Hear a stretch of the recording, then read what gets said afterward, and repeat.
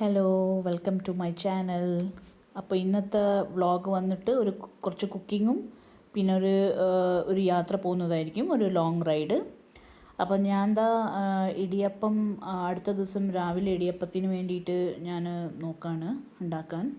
അപ്പോൾ ഇത് ലുലുവിൻ്റെ ഇടിയപ്പപ്പൊടിയാണ്. ഇതൊരു 1 kgൻ്റെയാണ്, 80 റുപ്പീസാണ്. ഇത് ലുലുന്ന് വാങ്ങിച്ചതാണ്. അപ്പോൾ ഇത് ആദ്യമായിട്ടാണ് ലുലുവിൻ്റെ പൊടി ഞങ്ങൾ മേടിച്ചിട്ട് ഉണ്ടാക്കാൻ പോകുന്നത്. അപ്പോൾ ഇതാണത്, ഇടിയപ്പം പൊടിയാണ്. അപ്പോൾ ഇത് ആദ്യം കുറച്ച് എടുത്തിട്ട് ഒന്ന് ട്രൈ ചെയ്ത് നോക്കാമെന്നാണ് വിചാരിച്ചത്. അപ്പോൾ ഇതിലോട്ട് തേങ്ങ നല്ല പേസ്റ്റായിട്ട് അരച്ചിട്ട് അത് ഈ പൊടിയിൽ മിക്സ് ചെയ്യണം. ഞാൻ ആ കപ്പിന് 2 കപ്പ് പൊടിയാണ് എടുത്തിരിക്കുന്നത്.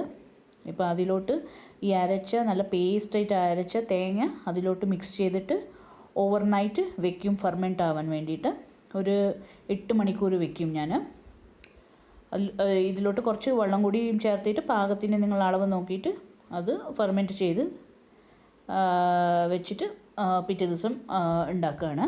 അപ്പോൾ ഇത് ഞാൻ ഫെർമെൻറ്റ് ചെയ്യാൻ വെച്ചിട്ടുണ്ട്. അപ്പോൾ ഇതിലോട്ട് ഞാൻ ഉപ്പും ഈസ്റ്റും ഒന്നും ഇപ്പോൾ ഇട്ടിട്ടില്ല.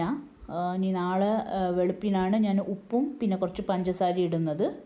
വേറെ ഒന്നും ഞാനിപ്പോൾ ഇടുന്നില്ല. ഇത് ഫെർമെൻറ്റ് ചെയ്യാൻ ഞാനിപ്പോൾ ഇത് ഇങ്ങനെ വയ്ക്കും. അടുത്തത് ഞാൻ പീസ് മസാല ഉണ്ടാക്കാമെന്ന് വിചാരിച്ചു. അപ്പോൾ ഇതൊരു ഡ്രൈ പീസ് ആണ് മേടിച്ചത്. അപ്പോൾ ഇത് തലേ ദിവസം വെള്ളത്തിൽ കുതിർത്തണം, കാരണം നല്ല കട്ടിയായിരിക്കുമല്ലോ. അപ്പോൾ വെള്ളത്തിൽ കുതിർത്തി വെച്ചിട്ട് പിറ്റേ ദിവസം ഞാൻ വേവിച്ചിട്ട് ഉണ്ടാക്കാൻ പോവാണ്.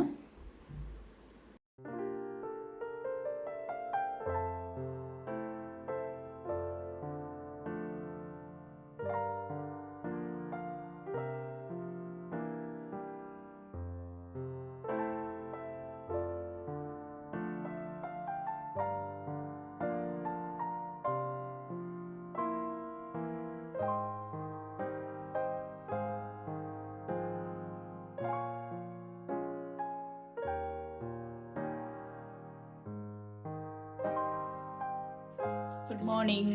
അപ്പോൾ അതാ പീസ് മസാലയ്ക്ക് വേണ്ടി ഉള്ളി, വെളുത്തുള്ളി, പച്ചമുളകൊക്കെ അരിഞ്ഞ് വെച്ചിട്ടുണ്ട്. KLF കോക്കനട്ട് ഇതാണ് യൂസ് ചെയ്യുന്നത് ഉണ്ടാക്കാൻ വേണ്ടിയിട്ട്.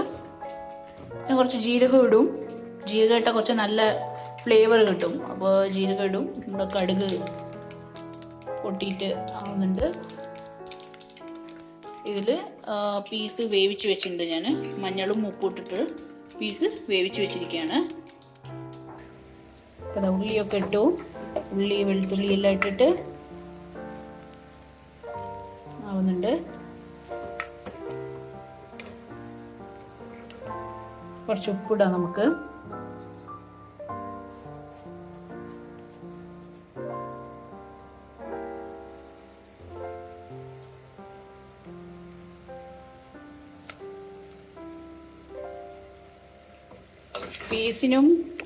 പീസ് വേവിക്കുമ്പോഴും കുറച്ച് ഉപ്പിട്ടുണ്ടായിരുന്നു. അപ്പോൾ അത് നോക്കി ഉപ്പ് ഇടണം ഇതിൽ, അല്ലെങ്കിൽ ഒരുപാട് ഉപ്പും കൂടെ ആയി പോവും.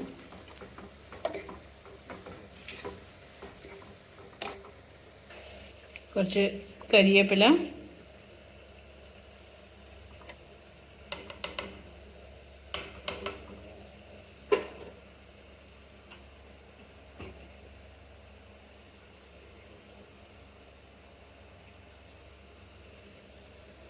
കരിവേപ്പില കുറച്ച് നല്ലോണം ഇടാം. അത് നമുക്ക് നല്ല ഫ്ലേവർ വരും.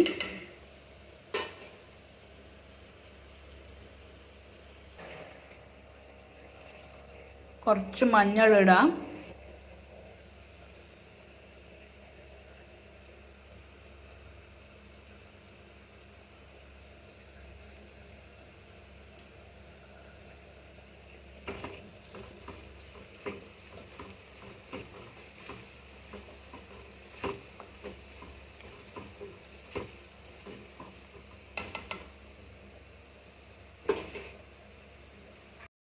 അപ്പോൾ ഞാൻ വേവിച്ച് വെച്ച പീസൊക്കെ ഇതിലെടുത്തിട്ടു ഈ മസാലയിൽ. ഇനിയിപ്പോൾ ഇത് നല്ലോണം തിളയ്ക്കണം. നല്ലോണം തിളച്ചിട്ട് ആ വെള്ളമൊക്കെ ഒന്ന് കുറച്ച് വറ്റിയിട്ട് കുറച്ചൊന്നൊരു കുറുങ്ങനെ ഉണ്ടാവണം, കുറച്ച് തിക്ക് ഗ്രേവി പോലെ. അപ്പോൾ ഈ കാണുന്ന വെള്ളം അങ്ങനെ ഉണ്ടാവില്ല. ഇത് കുറച്ചും കൂടി ഒന്ന് കട്ടിയാവും. നല്ലോണം വേവിച്ചിട്ട് നല്ലോണം വെന്ത് വന്നാൽ നല്ല കട്ടിയായിട്ട് കിട്ടും. ഇപ്പോൾ കണ്ടോ, വെള്ളം പോലെ ഉണ്ടായിരുന്നത് നല്ല കുറുങ്ങനെ ആയി. കണ്ടോ, കുറച്ചും കൂടി ഒന്ന് ആവണം. അതിൽ കുറച്ച് തക്കാളിയും കൂടി ഇട്ടു കേട്ടോ. കുറച്ച് തക്കാളി ഇടണമായിരുന്നു, അത് മറന്നു ഞാൻ. പിന്നെ അത് ഇട്ടു ഞാൻ. തക്കാളിയും കൂടി ഒന്ന് ഇടണം, ഒരു പുളിൻ്റെ ഇത് കിട്ടാനായിട്ട്. തിളയ്ക്കുന്നുണ്ട്. ഇപ്പോൾ ഇതാ പീസ് മസാല റെഡി ആയിട്ടുണ്ട്. കണ്ടോ,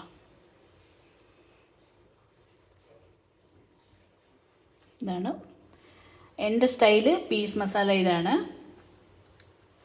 നിങ്ങൾ എങ്ങനെയെല്ലാം പീസ് മസാല ഉണ്ടാക്കുന്നതെന്ന് അറിയിക്കൊണ്ടു, എനിക്ക് കമൻറ്റ് ചെയ്യുകൊണ്ടു. നിങ്ങൾ ഇതേപോലെ തന്നെയാണോ ഉണ്ടാക്കുന്നതില്ല വേറെ എന്തെങ്കിലും നിങ്ങൾ ചേർക്കോ ഇതിൻ്റെ കൂടെ? ഞാൻ മല്ലിയില ഒന്നും ചേർക്കില്ല. മല്ലിയില ചേർക്കുന്നവർ വേണമെങ്കിൽ ഇതിൻ്റെ ലാസ്റ്റിൽ ജസ്റ്റ് ഒന്ന് മല്ലിയില ഗാർണിഷ് ചെയ്യാം. അപ്പോൾ ഇതാണ് എൻ്റെ രീതിയിലുള്ള പീസ് മസാല. ഇവിടെ വെള്ളയപ്പം ആയോണ്ടിരിക്കുകയാണ്. ഇവിടെ ആയിട്ടുള്ളത് കുറച്ച് വെച്ചിട്ടുണ്ട്. കുഴപ്പമില്ല, നന്നായിട്ട് വന്നിട്ടുണ്ട്. ലുലുവിൻ്റെ ഫസ്റ്റ് ടൈമാണ് യൂസ് ചെയ്തത്. ലുലുവിൻ്റെ വെള്ളപ്പപ്പൊടി കുഴപ്പമില്ലാതെ കിട്ടിയിട്ടുണ്ട്. ഞങ്ങൾ സാധാരണ നിറപറയാണ് യൂസ് ചെയ്യുന്നത്. അപ്പോൾ അതാ നമ്മൾ ബ്രേക്ക്ഫാസ്റ്റ് കഴിച്ച് കഴിഞ്ഞിട്ട് നമ്മൾ പുറത്ത് പോവാണ്. ഒരു ലോങ് റൈഡിന് പോവാണ്. വീട്ടിൽ നിന്ന് ഡെന്നി കുറച്ചുകൊണ്ടിരിക്കുകയാണ്. അവന് ഞങ്ങൾ പോകുന്നത് തീരെ ഇഷ്ടമല്ല.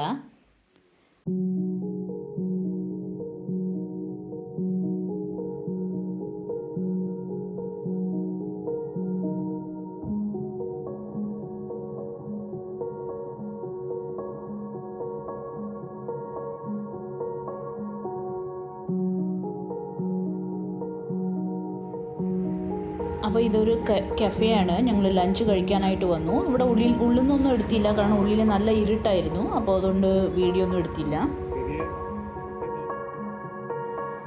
അപ്പോൾ കുറച്ച് നല്ല പൂക്കളൊക്കെ ഒന്ന് കണ്ടു. അപ്പോൾ അതുകൊണ്ടൊന്ന് നിർത്തി ജസ്റ്റ് ഒന്ന് എടുത്തതാണ്. നല്ല ക്ലൈമറ്റ് ആയിരുന്നു, നല്ല വെയിലൊന്നും ഉണ്ടായിരുന്നില്ല. അപ്പോൾ ഒരു ക്ലൗഡി പോലെ ഉണ്ടായിരുന്നു, പക്ഷേ മഴയൊന്നും പെയ്തിട്ടുണ്ടായിരുന്നില്ല. നല്ല റോഡും ഒക്കെ ആയിരുന്നു.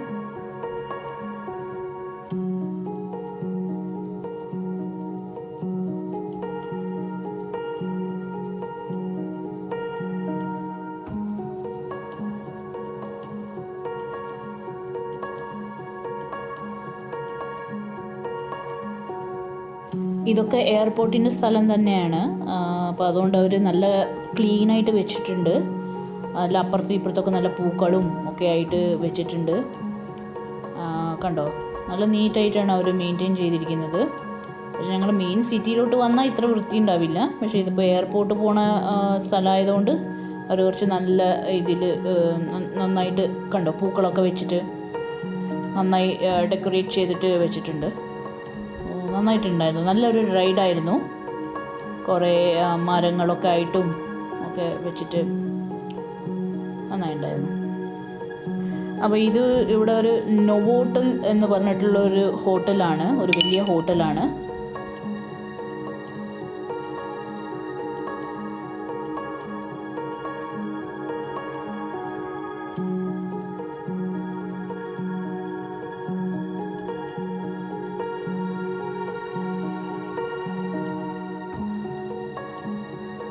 ഇവിടെ ഡെക്കത്ലോൺ എന്ന് പറഞ്ഞിട്ടുള്ള ഒരു ഇതുണ്ട്. ഇത് അറിയായിരിക്കും നിങ്ങൾക്കൊരു സ്പോർട്സിൻ്റെ കടയാണ്. ഒരു വലിയ സ്റ്റോറാണ്, കടയല്ല, വലിയ സ്റ്റോറാണ്. സ്പോർട്സിൻ്റെ പലതും കിട്ടും, എന്ത് വേണമെങ്കിലും കിട്ടും നിങ്ങൾക്ക് സ്പോർട്സിൻ്റെ.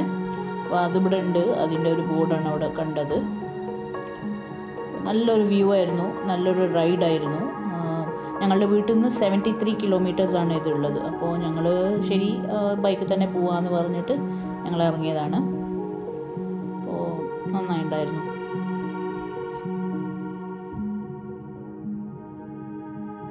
അപ്പോൾ ഈ കാണുന്നതാണ് എയർപോർട്ടിൻ്റെ എൻട്രൻസ്. ഇത് വന്നിട്ട് രാജീവ് ഗാന്ധി ഇൻ്റർനാഷണൽ എയർപോർട്ടാണ്. ഇത് വന്നിട്ട് ഹൈദരാബാദിൽ ഷംഷദാബാദ് എന്ന് പറഞ്ഞുള്ള ഒരു സ്ഥലത്താണ് ഇതുള്ളത്, ഈ എയർപോർട്ട് ഉള്ളത്. ഇത് 2008 ഇത് തുടങ്ങിയത്. അപ്പോൾ ഇതാണ്. ആദ്യം ബേഗംപേട്ട് എന്ന് പറഞ്ഞ സ്ഥലത്താണ് എയർപോർട്ട് ഉണ്ടായിരുന്നത്. പക്ഷേ അവിടെ പാസഞ്ചർ കൂടുതലായപ്പോൾ കമ്മ്യൂട്ടേഴ്സ് ജാസ്തി വരാൻ തുടങ്ങി. അപ്പോൾ അതുകൊണ്ട് ഇതൊരു ഔട്ട്സ്കേർട്ടിലാണ് ഇത് തുടങ്ങിയിരിക്കുന്നത്. ഔട്ട്സ്കേർട്ടിലോട്ട് അവർ മാറ്റി എയർപോർട്ട്. അപ്പോൾ ഷംഷദാബാദിലുള്ള രാജീവ് ഗാന്ധി ഇൻ്റർനാഷണൽ എയർപോർട്ടാണ് ഈ കാണുന്നത്. അപ്പോൾ ഇത് എയർപോർട്ടിൻ്റെ ഉള്ളിലത്തെ വ്യൂ ആണ്. ഇങ്ങനെയാണ് എയർപോർട്ടിൻ്റെ ഉള്ളിലുള്ളത്. നല്ല വലിയ എയർപോർട്ടാണ്. നന്നായിട്ടുണ്ടായിരുന്നു. നല്ല ഇത് വാട്ടർ ഫൗണ്ടെയിനൊക്കെ വെച്ചിട്ട് നന്നായിട്ട് ചെയ്തിട്ടുണ്ടായിരുന്നു അവർ. കണ്ടോ, അധികം ആൾക്കാരുണ്ടായിരുന്നില്ല ഇവിടെ, കുറച്ച് പേരാണ് ഉണ്ടായിരുന്നത്.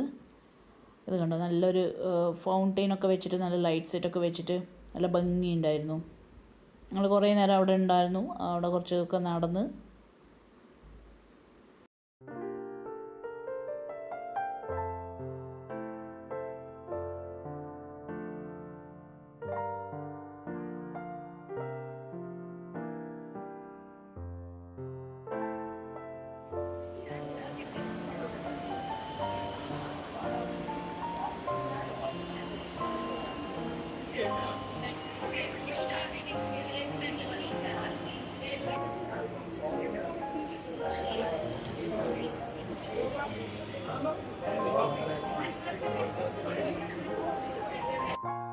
അപ്പോൾ ഇതായിരുന്നു ഇന്നത്തെ ഈ വ്ളോഗ്. നിങ്ങൾക്ക് എല്ലാവർക്കും ഇഷ്ടപ്പെട്ടു എന്ന് വിചാരിക്കുന്നു. Please like, share and subscribe. വീണ്ടും ഒരു വ്ളോഗിൽ കാണാം. ബൈ. Thanks for watching.